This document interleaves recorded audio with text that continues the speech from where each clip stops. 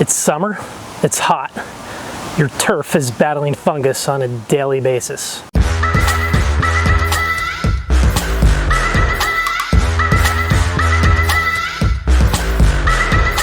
During the summer, when temperatures rise above 90 degrees, your cool season lawns easily can go into dormancy. This brown looking lawn alarms a lot of homeowners, DIY folks. You think you have disease, you think there's something wrong. You may.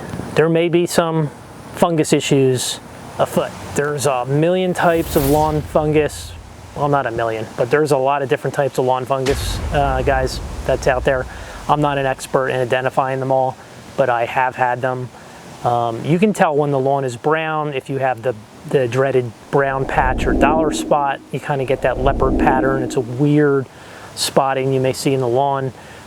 You should get down there and you should investigate it a little bit. Take a look at it. See if you're able to pull the grass up from the roots. Does it roll up like a carpet? You know, is it detached from the crown of the plant? Is the root, are the roots gone? I also always recommend that you get a spade out and you dig down just to make sure that you don't have an insect problem.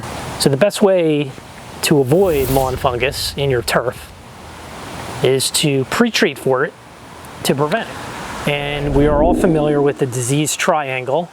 There are three major components in disease.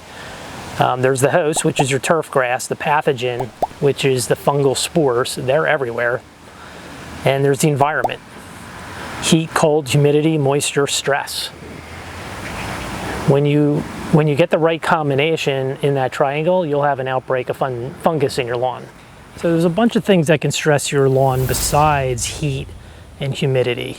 Over application of herbicides. You gotta sometimes take it easy with the herbicides, those broad band herbicides that we all like to use. That's why I just spot treat for weeds. I don't do blanket herbicide treatments anymore. All of these things can stress your turf. Just like a person, you reduce your immunity and you can have a disease outbreak. All right, team, so we're concentrating on disease prevention today, okay? If you already know you have fungus, then you need to get some of the products that I'm going to be talking about in a couple minutes and apply them at the curative rates. What I'm doing today is continuing my summer fungal prevention. I'm applying it at the preventive rates. However, I do have some interesting spots in my back lawn, which I'm going to show you as I'm discussing a little bit further, that I am suspecting that I may have a little bit of brown spot.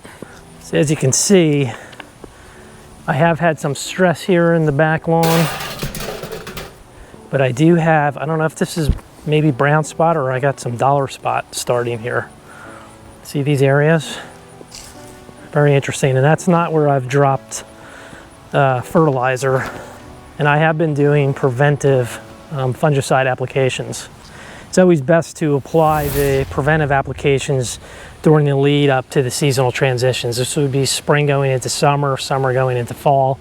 However, I basically run my fungicide program from late June through probably early September. All right, team, so let's talk about what to apply. I'm alternating commonly used products that you guys probably know as Disease X and the bio-advanced fungicide products. So when we get down to the actual products and the active ingredients, we're talking about Oxystrobin and Propagandazole. Okay, these are our two key components for a fungicide program. So let's talk a little bit first about Oxystrobin. Okay, that active ingredient is a group 11 systemic fungicide. The different modes of actions are related to how the fungicides attack the fungus and how they control or stop its propagation. I've discussed that in some of my other fungicide videos that you guys can link to above, or I'll leave a link in the notes if you want to go and do some more reading. In this case, Oxystrobin is a group 11 fungicide. It's more systemic. It does need to be watered in, but we're going to cover that shortly. The Propagandazole is a group 3 fungicide. It's usually more of a foliar application. It's preferred to leave it on the grass for at least 24 hours before you water it in. All right, team, so our first application, if you haven't already been doing this, would be to use Scott's Disease X. The active ingredient is Oxystrobin. The application rate is 3 pounds of Disease X per 1,000 square feet. It's a group 11 fungicide, and it's the very same thing as Heritage. A lot of people use Heritage. Disease X will control or treat a number of fungus, such as some that we may be familiar with: brown patch, stripe rust, red thread, powdery mildew, pythium, pink patch, necrotic ring spot, summer patch, and yellow patch. If you're into liquids, I recommend using this Oxy 2SC. There are links to this in the show notes where you can get this. This is a expensive bottle. I think it retails for about $120. However, if you do the breakdown, as I discussed in prior videos, you'll get more applications with this than you will with Disease X. So you can do little calculations to figure out how much you need for the season, and if it's beneficial to bulk purchase this. Essentially, an application of the liquid Azoxy is going to be 75% cost of Disease X. So you're saving yourself 25% with every application. The other key component of our fungus program is Propagandazole. And as you guys can see here, I have the Propagandazole 14.3. This is a smaller container.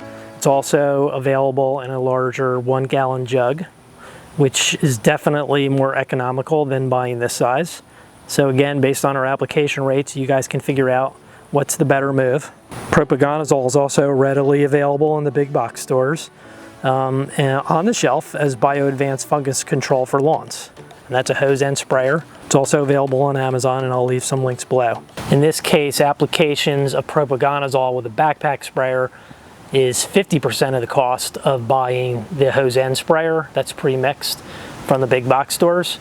But again, if you don't have a backpack sprayer, don't sweat it. Go buy the bottles. We want to keep this simple. So in the past, I've alternated each product in a 2-week cycle. This keeps things fresh, but some folks are now applying both liquids, the Propagandazole and the Azoxy, or applying the granular versions of both together at 30-day intervals. You can do what works for you. However, be aware, especially with Propagandazole, you can develop a fungal resistance, so you don't want to overuse the product. Always follow the manufacturer's labels for safety, for application rates, and for frequency. You are responsible for what you apply, regardless of what I do or say in this video. If you have active fungus, you may want to apply both together regardless, so you attack the fungus ASAP with both modes of action. There's no sense in waiting 2 weeks in between when you're getting wiped out by a fungus. You want to get it down at the curative rates, and you want to get it down fast. So application rates vary depending upon whether you're doing the curative or the preventive rate. Okay team, so as you can see, I'm a backpack sprayer. I am using the total liquid approach using the Azoxy 2SC at a preventive rate of 0.38 ounces per 1,000 square feet, and the Propagandazole liquid at a preventive rate of 1 ounce per 1,000 square feet. If you're not comfortable with backpack sprayers, then the most popular option will be use the granular Disease X at 3 pounds per 1,000, so that one bag will cover 5,000 square feet, and then go to the store and get yourself the Bio-Advanced Fungus Control, and that will also cover 5,000 square feet. So you have 2 simple options. It's not that hard. You guys can get out there, get it done, issue that fungus prevention, and maintain your turf. Regardless of whether you're using granulars and liquids, the directions from the manufacturers always suggest that they be watered in within 24 hours with at least a 1/4 inch of water. All right guys, this isn't rocket science. It's not hard. You want to do your preventive fungicide applications once a month. If you want to split them, where you do the Azoxy once and the Propagandazole later, then just pick one and do one every 2 weeks. So you're still applying that particular active ingredient every 30 days. If you have a breakout fungus going right now and you have done nothing, then I would apply both as soon as you can, okay? So that covers application frequency.